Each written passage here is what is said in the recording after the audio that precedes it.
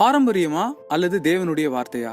ஆண்டவராக இயேசு கிறிஸ்து முதல் தடவை மனுஷனை ரட்சிக்கும்படியாக அந்த பூமிக்கு வந்தபோது யூதர்கள் அவரை சொந்த இரட்சகராக மேசியாவாக ஏற்றுக்கொள்ளவில்லை. மத்தேயு சுவிசேஷம் 12ஆம் அதிகாரம் 38வது வசனத்தில் பரிசேயர்கள் ஆண்டவராக இயேசு கிறிஸ்துவிடம், நீங்கள் உண்மையான மெஸ்ஸியாவானால் எங்களுக்கு ஒரு அடையாளத்தை காண்பீங்கள் என்று கேட்கிறார்கள்.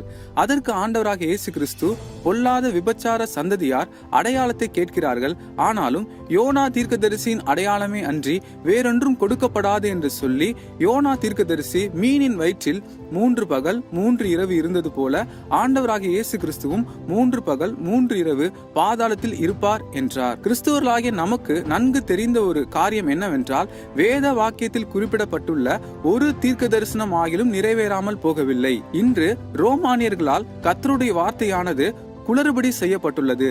எப்படி என்றால், புனித வெள்ளி அன்று ஆண்டவராகிய இயேசு கிறிஸ்து மரித்தார் என்றும் வாரத்தின் முதல் நாளாகிய ஞாயிற்றுக்கிழமை என்று உயிர்த்தார் என்றும் நம்பப்படுகிறது.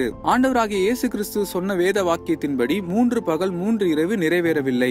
மார்க்கு சுவிசேஷம் 7ஆம் அதிகாரம் 8வது வசனத்தில் ஆண்டவராகிய இயேசு கிறிஸ்து புலம்புகிற ஒரு காரியம் என்னவென்றால், நீங்கள் தேவனுடைய வாக்கியங்களை விட்டுவிட்டு மனுஷனுடைய கற்பனைகளை பிடித்துக் கொண்டீர்கள் என்று சொல்லுகிறார். இப்படி வேத வாக்கியத்தை அவமாக்குகிற புனித வெள்ளியை உண்மை என்று நம்பி நாம் அனுசரிக்க வேண்டுமா? சற்றே சிந்திக்கலாம். ஆமென்.